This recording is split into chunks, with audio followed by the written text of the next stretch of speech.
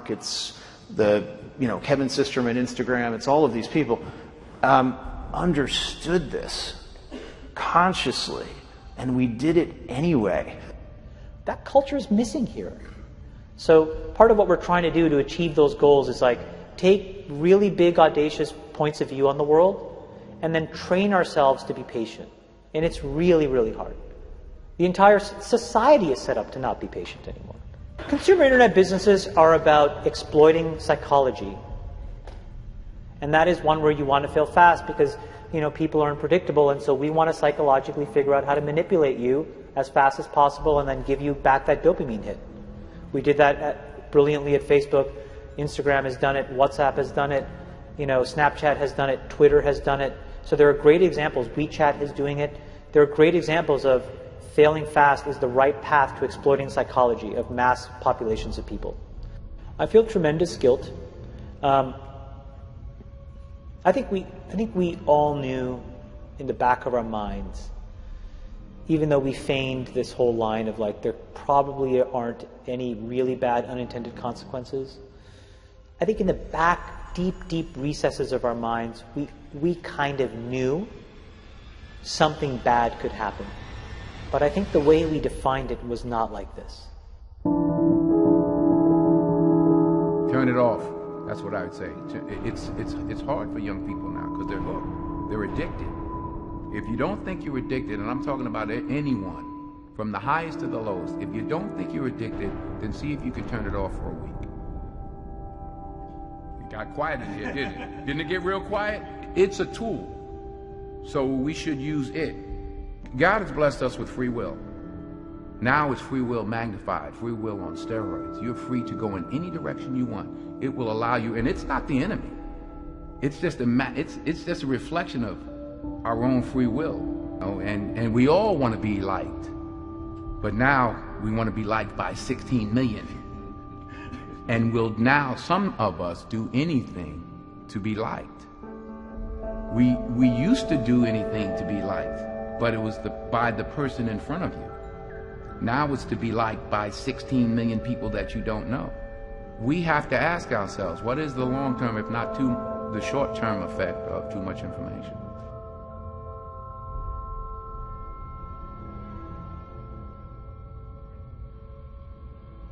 So the context was I was at Stanford and the dean asked me to speak to the MBA students. And in it, what I was talking about was, the question was, what do you think the long-term effects of social media in general are? And unfortunately what happened was, I think it's easy to characterize what I said just as a Facebook-specific thing because I worked there and I was a key part of growing it. The reality of what I was... Explain what you said at the time. So what I said was, I think the tools that have been created today are starting to erode the social fabric of how society works. And what I meant by that is the following thing. Today we live in a world now where it is easy to confuse truth and popularity. And you can use money to amplify whatever you believe and get people to believe that what is popular is now truthful and what is not popular may not be truthful.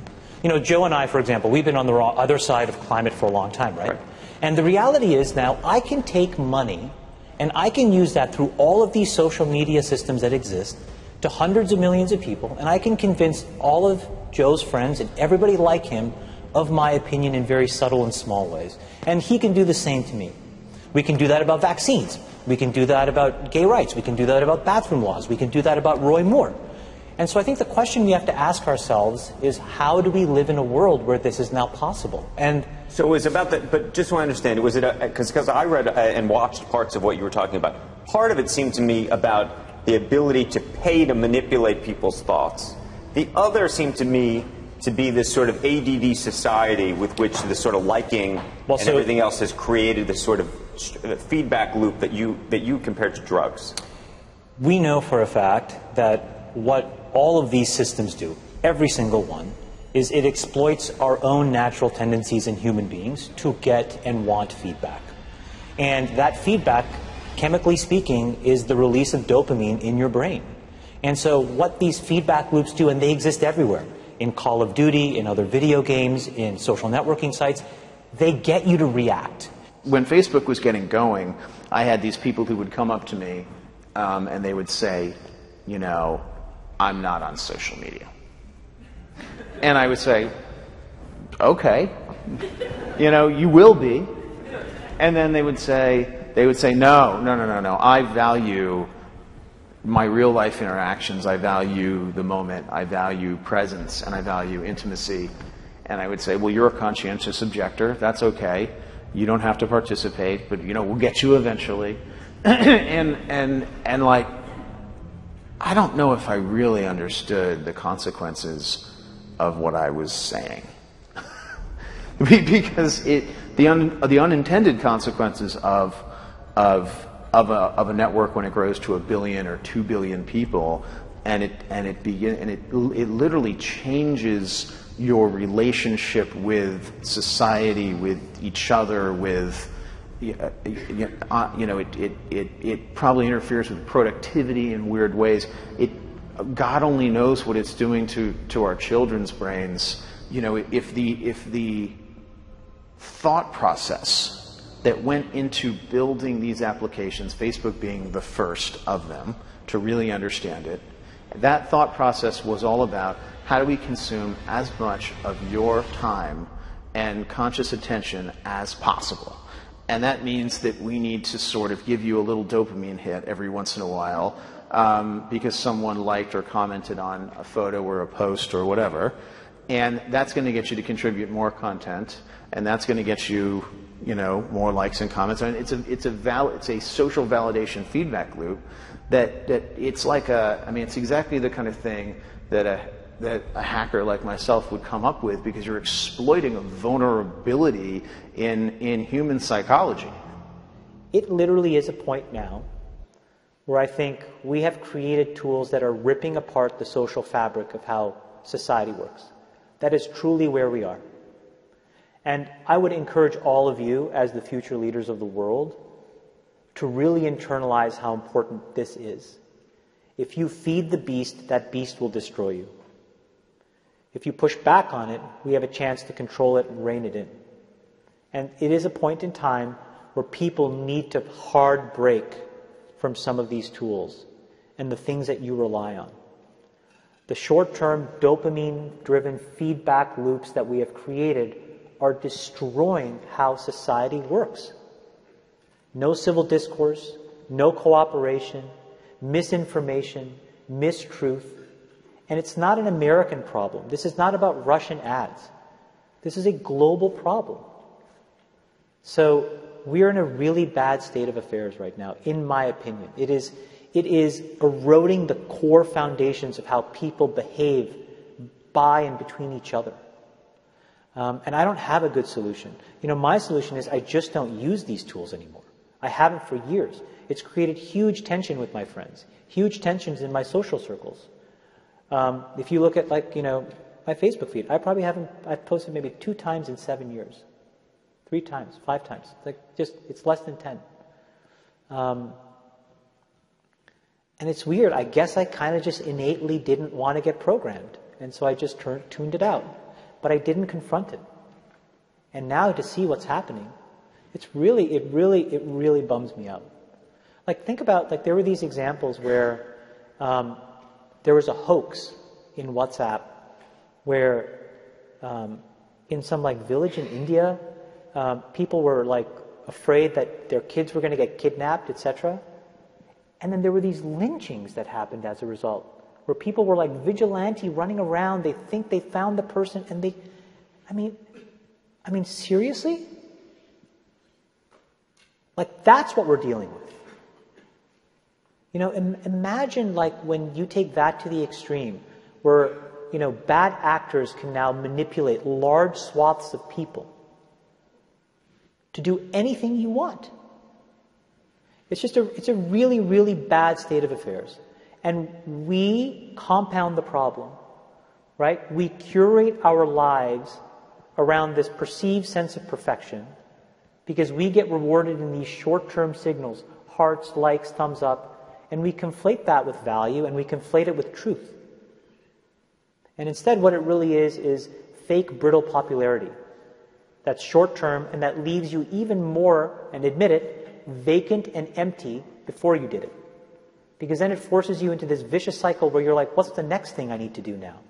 Because I need it back. Think about that compounded by 2 billion people. And then think about how people react then to the perceptions of others. It's really bad. So you're training your brain here, whether you think it or not, whether you know it or not, whether you acknowledge it or not. Acknowledge that these things where you're spending hours a day are rewiring your psychology and physiology in a way that now you have to use to go and figure out how to be productive in the commercial world. So if you don't change this, you are going to get the same behaviors over here. Change this. There's a reason why Steve Jobs was like anti-social media. I am telling you I'm not on these fucking apps. I'm not him by any stretch of the imagination. But I am proactively trying to rewire my brain chemistry to not be short-term focused. I'm telling you they're linked.